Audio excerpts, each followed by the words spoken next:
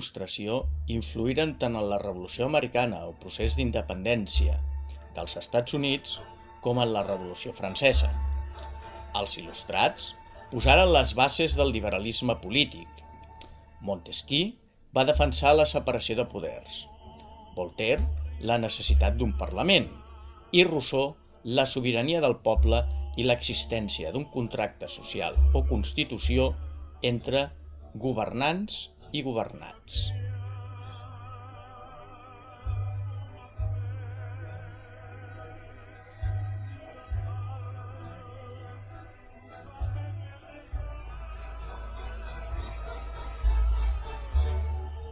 L'esclat de la Revolució Francesa va ser degut a una conjuntura social i econòmica catastròfica pels deutes de la corona francesa i les males collites de la dècada de 1780, que provocaren fam i malestar social. La reforma fiscal del ministre Calonne va xocar amb els privilegis del clero i la noblesa. La hisenda francesa estava en bancarrota. El rei, Lluís XVI, va necessitar convocar els Estats Generals, els únics que podien aprovar nous impostos per eixugar el dèficit de l'Estat. Això va obrir el dret a queixa i els funcionaris reals ompliren centenars de quaders de queixes a les quals tenia que respondre el rei davant els Estats Generals. Els Estats Generals s'obriren al maig i de seguida fou palès el descontent del tercer estat liderat per la burgesia. El tercer estat volia la doble representació i el vot per diputat i no per estaments. El clero i la noblesa, els privilegiats, s'oposaven. Els diputats del tercer estat i alguns representants del clero, com l'abat Selles, i la noblesa es constituïren en assemblea al pavelló del joc de la pilota per tirar endavant una reforma política basada en els principis liberals i il·lustrats. A mitjans de juliol, l'actuació dels soldats del rei va fer tema per la vida dels diputats de l'Assemblea. I el 14 de juliol de 1789, el poble de París va sortir al carrer, armat i disposat a defensar les reformes de l'Assemblea. La presó reial de la Bastilla, on el rei tancava els condemnats per delicte d'opinió, fou objecte de la ira de les masses, que l'assaltaren, assassinaren els guardes, la cremaren i la derruïren en els dies següents per eliminar un dels símbols del poder reial. La revolta de juliol de 1789 va permetre a l'Assemblea Nacional, el 5 d'agost, decretar l'abolició del feudalisme. Es suprimiren els privilegis de la noblesa i els delmes de l'Església. En el camp, es va produir una reacció violenta dels camperols contra els antics senyors i propietaris de terres. La Gran Por. Finalment, el 26 d'agost de 1789, l'Assemblea publicava la Declaració de Drets de l'Home i del Ciutadà. Els seus principis eren la base per la constitució d'una nova societat i un nou sistema polític basat en la llibertat i la igualtat civil dels individus.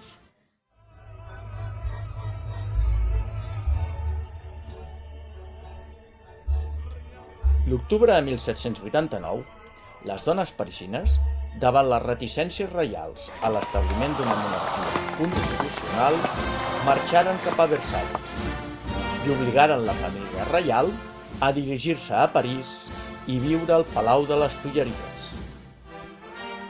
L'Assemblea inicià la feina de redactar una constitució basada en els principis il·lustrats d'igualtat civil davant la llei, separació de poders i sobirania popular.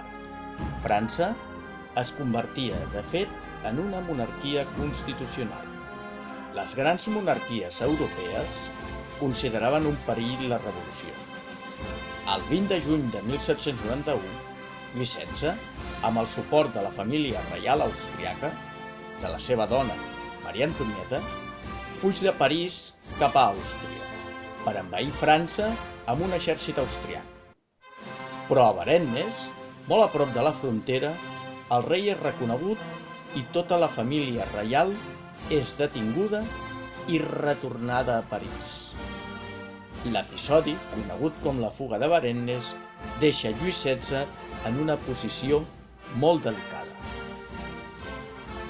Al setembre de 1791, amb la nova Constitució aprovada, es constitueix l'Assemblea Legislativa després de les primeres eleccions per sufragi. L'amenaça militar de les monarquies europees, reaccionàries i antirevolucionàries, porta l'Assemblea l'abril de 1792 a declarar la guerra a Àustria. L'acusació de connivència amb els austriacs contra Lluís XVI porta l'agost de 1792 a una nova insurrecció popular. El poble de París assalta el Palau de les Tulleries i la família reial és empresonada. La monarquia és abolida i unes eleccions per sufragi universal elegeixen la Convenció Nacional, que proclama la República. Des de l'inici de la Revolució s'havien anat formant els clubs polítics com els jacobins o els girondins. El nou Parlament republicà o Convenció Nacional es dividí entre els partidaris dels jacobins o republicans radicals, liderats per Danton, Marat i Robespierre, i els partidaris dels girondins, liderats per Brissot, més moderats. La primera etapa de govern republicà fou encapçalada pels girondins, que es tingueren que enfrontar a l'enemic intern, la contrarrevolució, i a l'amenaça militar estrangera de les grans monarquies absolutistes. Els girondins iniciaren la tasca de redactar la Constitució Republicana de 1793 i foren els encarregats de jutjar i executar el rei Lluís XVI a la guillotina el 21 de gener de 1793.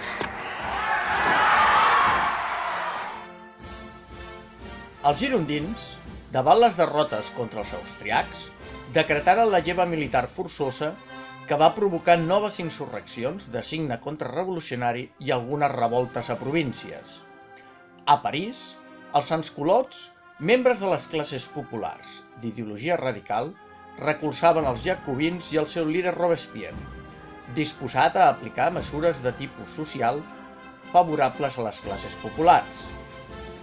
A la Convenció Nacional, els jacobins i Robespierre guanyaven suport dels altres diputats i el juny de 1793, amb el suport d'una revolta armada dels sansculots, els principals líders girondins foren detinguts i executats a la guillotina.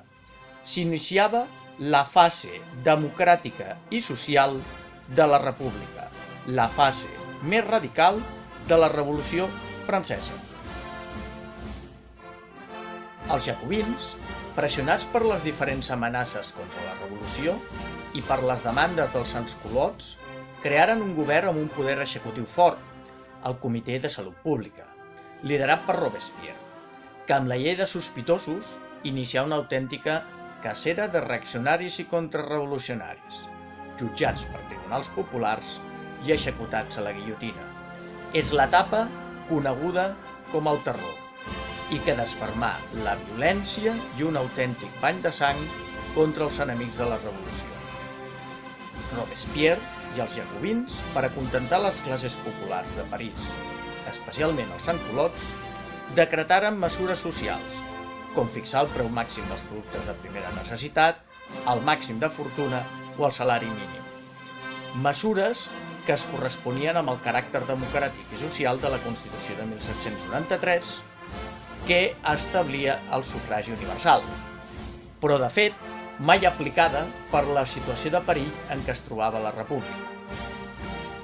Les victòries militars exteriors i interiors contra les revoltes reaccionàries estabilitzaren la situació vers l'estiu de 1794, però les execucions i les mesures excepcionals varen provocar acusacions contra Robespierre i altres jacobins de dictadors, i a finals de juliol de 1794 es va produir el cop d'estat de Thermidor.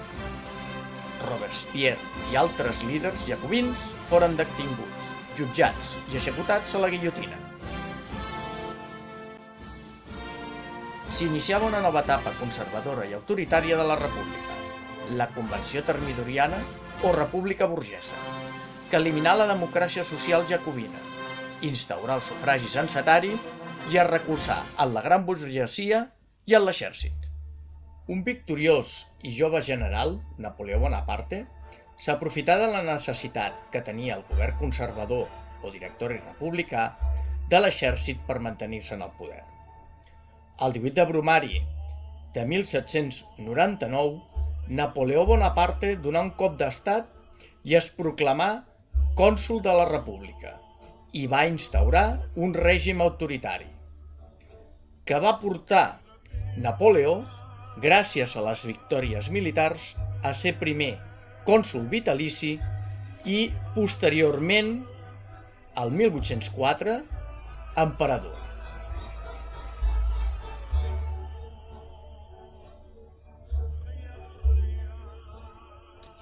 Napoleó fou coronat emperador a París, a la catedral de Notre-Dame, en presència del papa.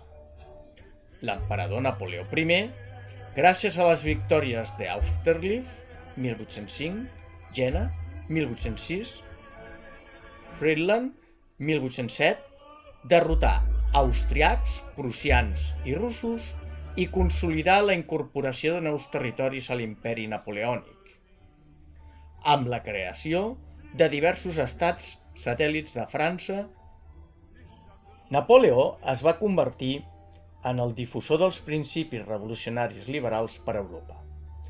Doncs va abolir l'antic règim, va atorgar a cada estat una constitució política amb un parlament, va donar als seus ciutadans els drets i llibertats dels francesos i va instaurar en els nous territoris el Codi Civil napoleònic.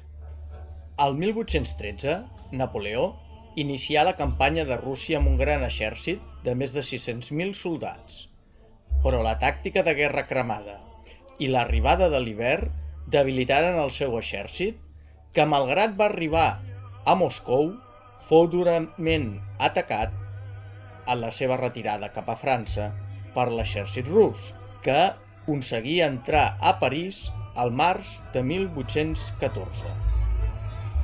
Napoleó, pel Tractat de Fontainebleau, fou obligat a abdicar i exiliar-se a l'illa d'Elba, davant les costes d'Itàlia. La monarquia absolutista fou restaurada pel Congrés de Viena, on les potències vencedores van triar a Lluís XVIII com a nou rei d'una França que tornava a les fronteres de 1789, d'abans de la Revolució. El Congrés de Viena, 1814-1815, restaurà també l'antic règim i l'absolutisme arreu d'Europa.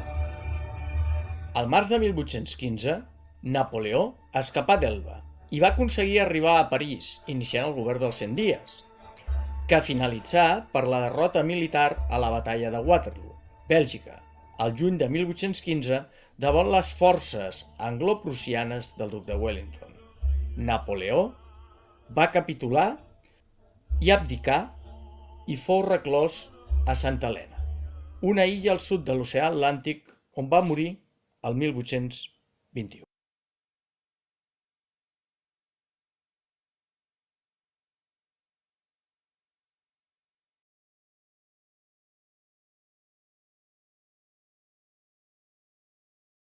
El llegat de Napoleó i la Revolució Francesa fou expandir les idees liberals i nacionalistes que donaren lloc a una onada de revolucions contra la restauració de l'antic règim i la monarquia absoluta durant la primera meitat del segle XIX. Foren les revolucions liberals de 1820, 1830 i 1848.